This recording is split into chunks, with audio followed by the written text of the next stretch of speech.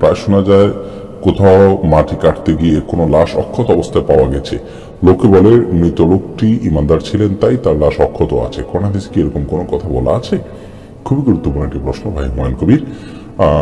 কোন মৃত ব্যক্তির লাশ অনেক বছর পরে যদি পাওয়া যায় অক্ষত অবস্থায়, তাহলে লোকটি খুব আমলদার ইমানদার, এটি নিশ্চিত করে বলার কোনো সুযোগ নেই। কোন হাদিসে এরকম কোনো কথা আমাদেরকে ইন্ডিকেট করেনি। আমরা সুধারণা করতে কোনো অসুবিধা নেই, বিশেষ করে লোকটির ব্যক্তিগত যে লাইফস্টাইল সেটা যদি কোন হাদিসের আলোকে তিনি তার লাইফকে গড়ে থাকেন, তাহলে সেক্ষেত্রে তার প্রতি সুধারণা করা যেতে পারে। এবং কোনো ব্যক্তি বিশেষের জন্য বিশেষ কোনো মর্যাদা অর্জিত হলে, তার কোনো কারামত প্রকাশ হলে, আল্লাহ তার সম্মানার্থে কোনো কিছু দেখালে এটা হতে পারে।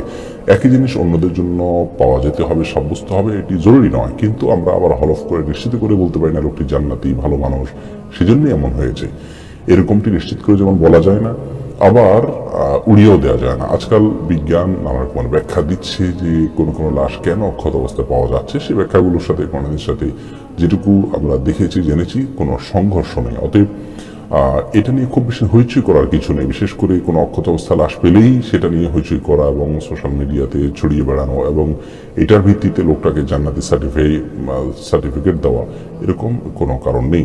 আর এর বিপরীতে কোনো নেককার আমলদার মানুষ, তার কবর মাটির সাথে মিশে গেছে, হাড়গোড় পাওয়া গেছে, তাহলে তিনি বোধহয় আর এত আমলদার নন, নেককার নন, আল্লাহ প্রিয় মানুষ নন, এরকমটি মনে করার কোনো কারণ নাই। আলমে বারজাখ বা মৃত্যু পরবর্তী যে জগৎ, সেই জগতে মানুষ নেকামল করে থাকলে জান্নাতের সাথে তার সংযোগ স্থাপিত হবে, আল্লাহ তাআলা জান্নাতের নেয়ামত তাকে দিবেন।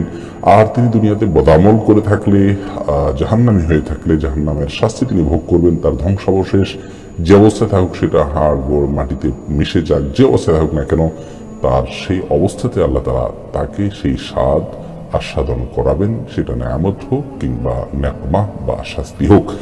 বিধায় এই বিষয়গুলো নিয়ে খুব বেশি হইচই করার কোনো বিশেষ যুক্তি